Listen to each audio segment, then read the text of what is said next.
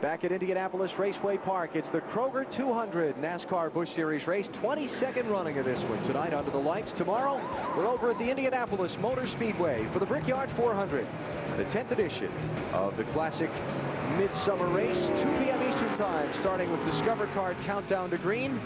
Championship leader Matt Kenseth starting 17th tomorrow, one position behind our broadcast buddy tonight, Elliott Sadler. Talk to us about your qualifying race. You were showing us something there, but it wasn't good.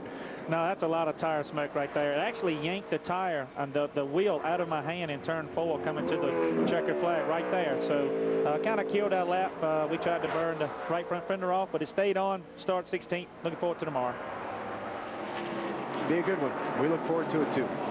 2 Eastern tomorrow, starting with Discover Card Countdown to Green. Hope that you'll be with us over on NBC. Got a good one going here tonight. About to hit the 3/4 mark of this race. Brian Vickers in the 5 is starting to poke his nose around the back of Shane Hmiel's 48. See if he can get the lead away.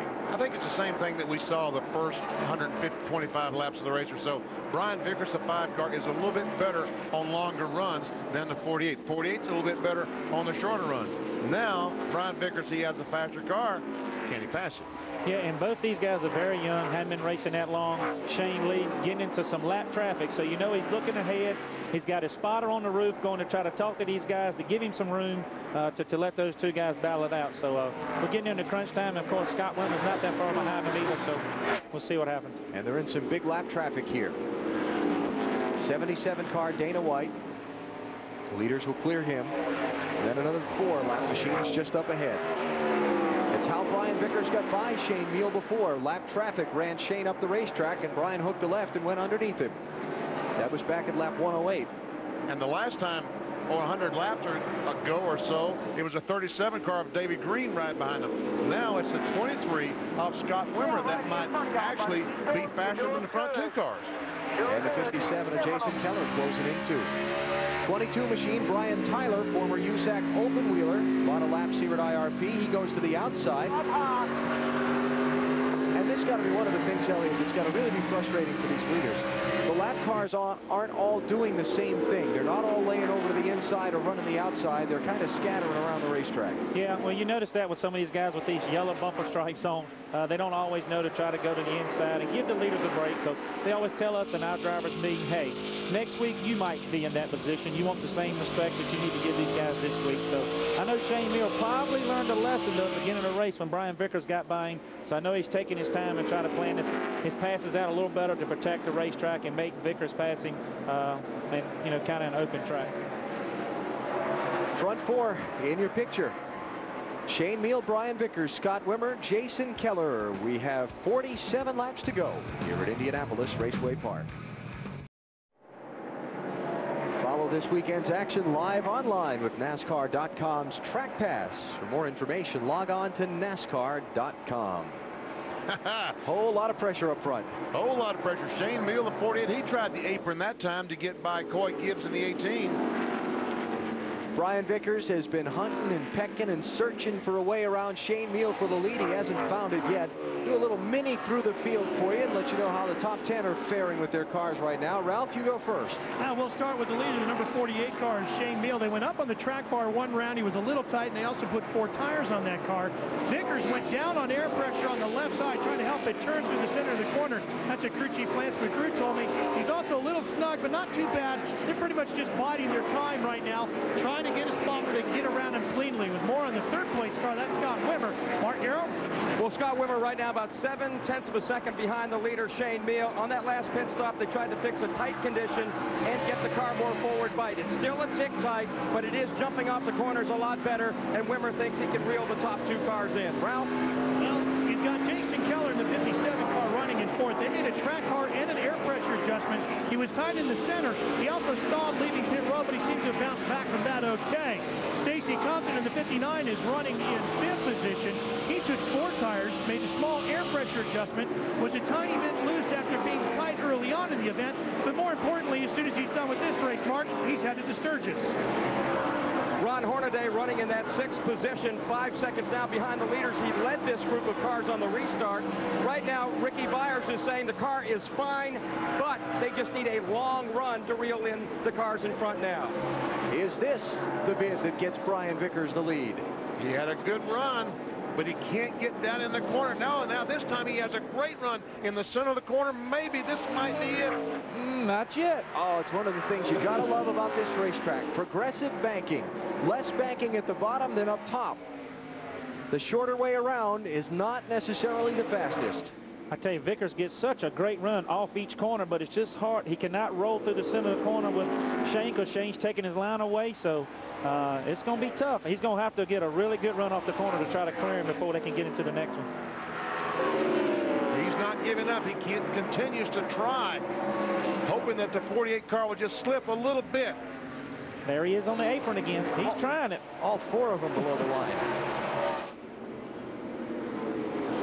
What's this, about the 15th or 20th lap that he's taken a look underneath him? Look, fall back, look, fall back. And here's Jason Keller right behind him, going by Scott Wimmer on the outside in the 57 car. Yep, that's for 3rd place.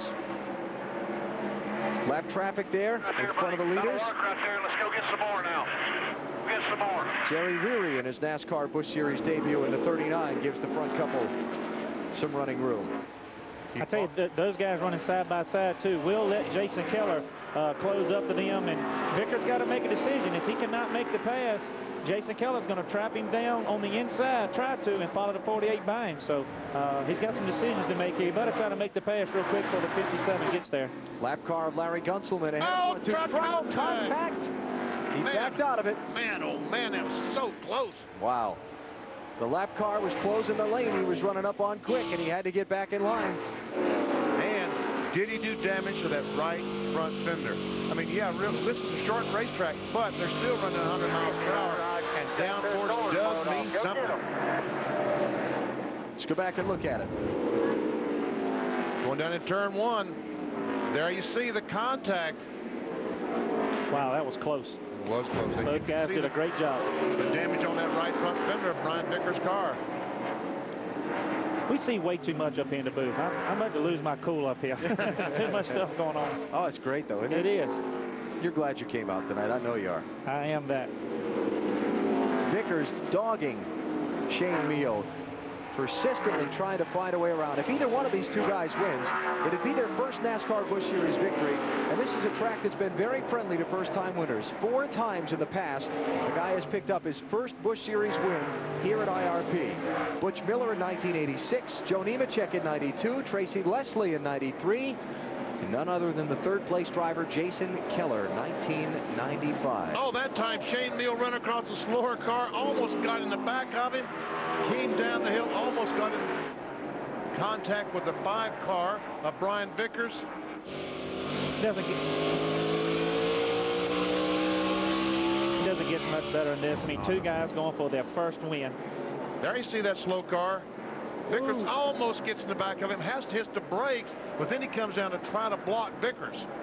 That was actually a great move by Shane. He knew his momentum was slowed down so much by the lap car. He saw Vickers going to the inside. He moved down to block. Great job on his part, protecting the lead right there. And see, everybody complains about lap cars. I love them. I mean, this is great. They are adding excitement to this race. Adding a lot of drama to this, yeah, I think. I do agree with you. Oh, here we go. Here's a good run. Vickers, he had a good run. Not that time. And here comes Scott Wimmer joining the fight. How about a 4-way race for the lead as we get to 25 to go? 25 to go. The spotter's telling under hours. Get up on that wheel. Let's go. Oh, this is terrific. Here he is again to the inside. This is drama on TNT at its best, isn't it? Yes, it is. Promo department write that for you, or did you come up with that yourself? Actually, I just thought about that myself, Alan. Very nice. I think on my feet sometimes. We appreciate that. Lap traffic ahead. What's it going to be? 77 car. Dana White. And the 22 car of Brian Tyler. This could cost Vickers. No, he squeezes in that hole between the 2 cars. Both of them went low. How about this 5-car, Ralph? Brian Vickers. I just checked with crew chief Lance McGrew, Alan. Asked him about that fender. He said, yes, there was a little damage, but it's not anything we're going to have to worry about. Nothing you can do about it anyway at this point. He sure is using up those front rotors, too. I see every time he goes into turn 1 and turn 3 to 5-car, those front rotors are glowing. So he's trying all he can to get under the 48. You know, the fastest car in this group right now looks like Wimmer, like he's maybe got a little bit more tire left. They're passing 4 of them. All right, here we go. Vickers right here. This is his strong point, right in the middle of the corner. He's able to get it turned, but he can't use all the racetrack coming off to get that momentum down the backstretch like Shane Hmiel can.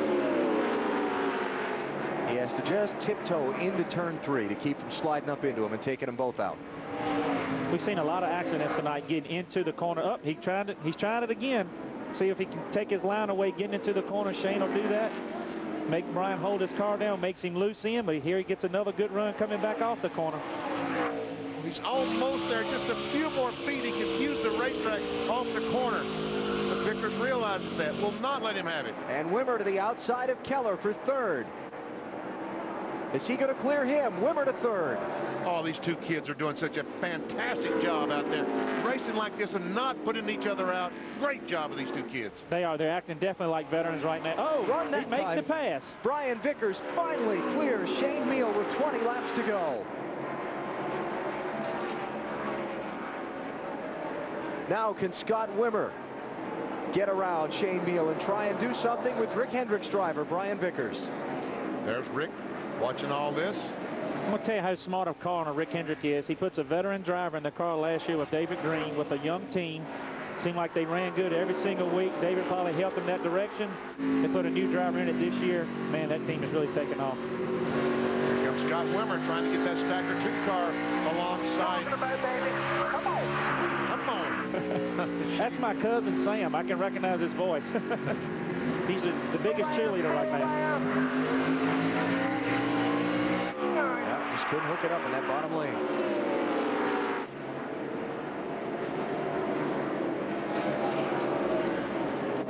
So much green flag racing. We got some business to do. Finish should be exciting. We're coming back to Indianapolis Raceway Park in a minute. You're watching NASCAR on TNT.